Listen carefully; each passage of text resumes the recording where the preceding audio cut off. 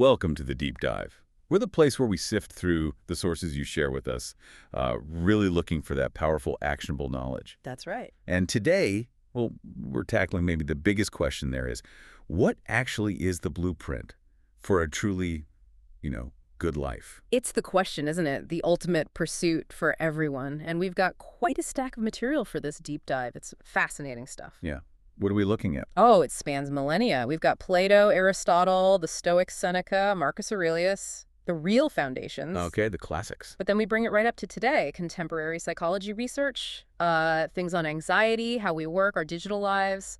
It all connects. So the goal here for you listening is to pull out the clear, kind of timeless principles from all this, like a shortcut maybe. A shortcut to understanding how the wisest minds, both ancient and modern, tell us we can build real fulfillment, not just that temporary happy feeling, but lasting well-being. Exactly. The strategy for enduring well-being. Uh-huh. Okay, let's get into it. Where do we start? Maybe defining the terms. That's the perfect place. The philosophers always started there, defining the good life. And maybe, more importantly, figuring out what it isn't. What it isn't. Like chasing pleasure. Precisely. The ancients, especially Plato and the Philebus, were really skeptical about just making pleasure the main goal. Why is that? Seems intuitive, right?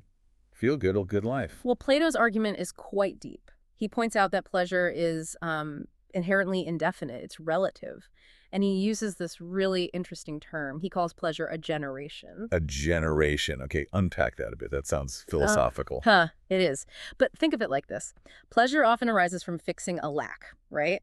Hunger satisfied, thirst quenched. It's the generation of relief from the destruction of pain or need. I see. So it's always tied to its opposite, a sort of coming into being that implies a fading away. It's not stable. Exactly. It's temporary by nature because it's about change, relief. It doesn't have the kind of stability Plato thought the ultimate good required. Okay, so the goal isn't a life of just maximizing pleasure or avoiding all pain.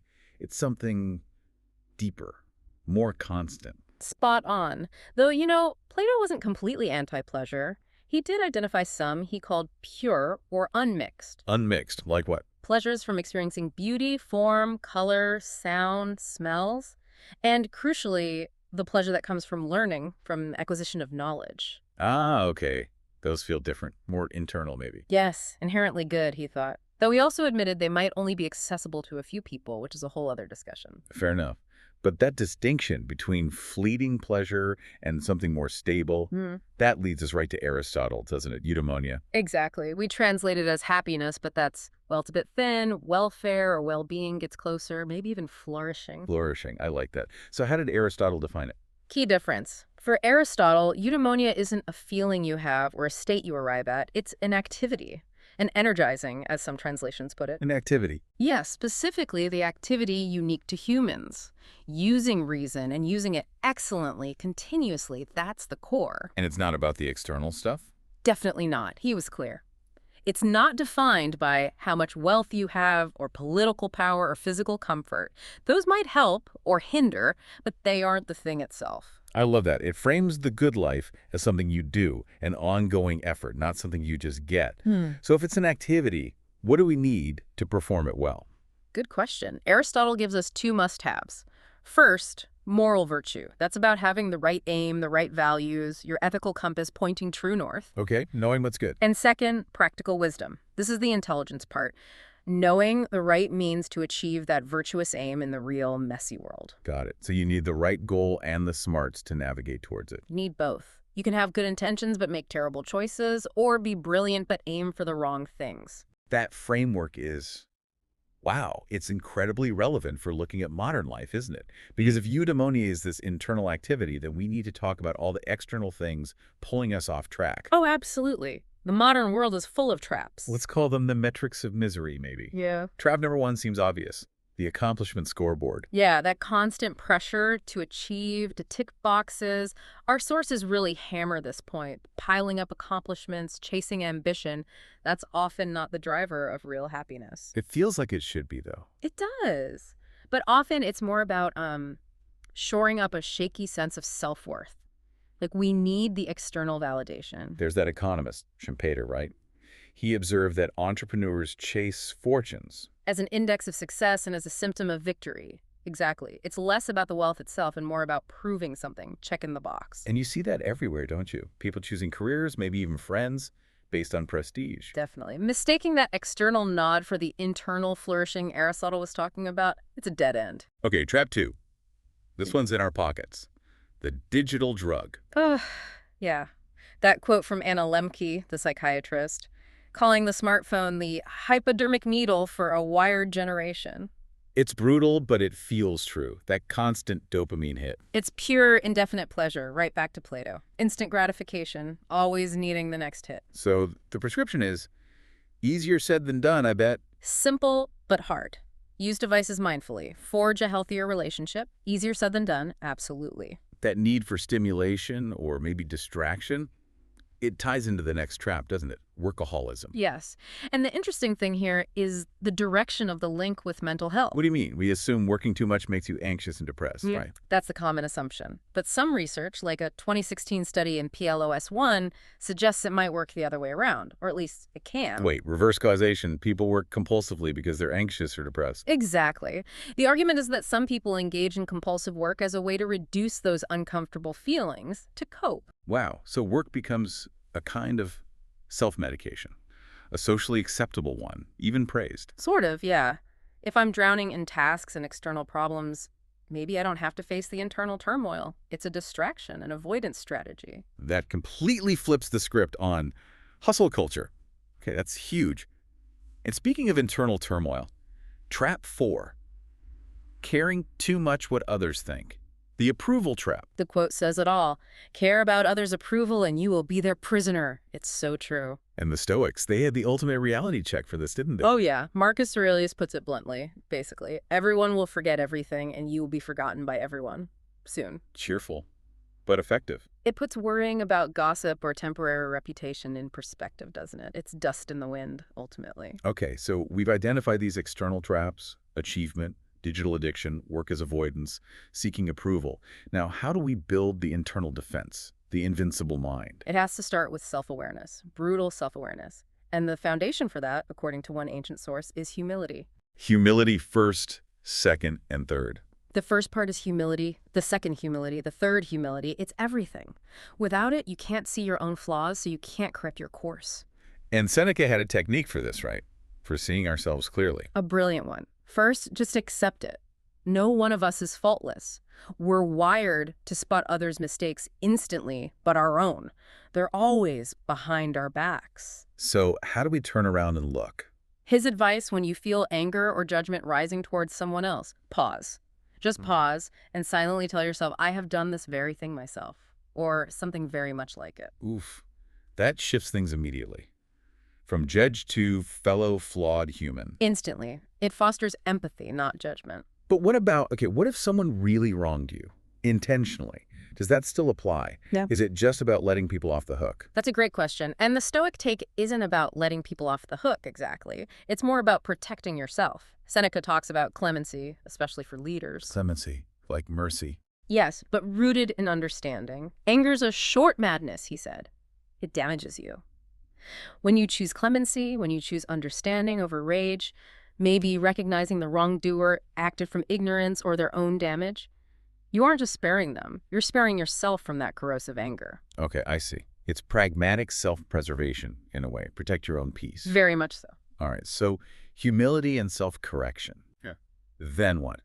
Gratitude seems to pop up everywhere, ancient and modern. It really does. Modern psychology confirms it again and again. Practicing gratitude is a reliable way to boost happiness. And Marcus Aurelius had his own gratitude list, didn't he? It felt very specific. It's wonderful. He lists things like good grandparents and parents, a good wife. He describes her as so obedient, so loving, so ingenuous, which tells you something at the times, but the sentiment is clear. Right.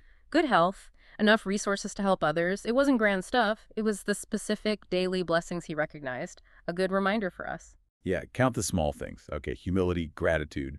Now, the big one, dealing with adversity. We try so hard to avoid struggle. The Stoics seem to invite it. They definitely saw it differently. We know today that cognitive reframing, changing how you think about something, can reduce anxiety. Seneca pushed this to the limit. How so? His famous line, "Misfortune is virtue's opportunity."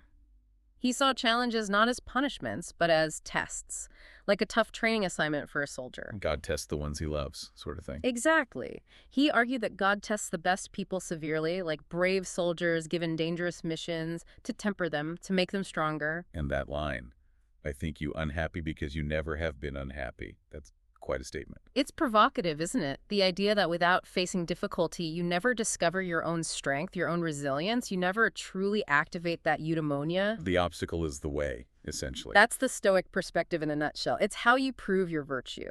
Okay, so that covers a lot of the internal cultivation. But we don't live in a vacuum. We're social animals.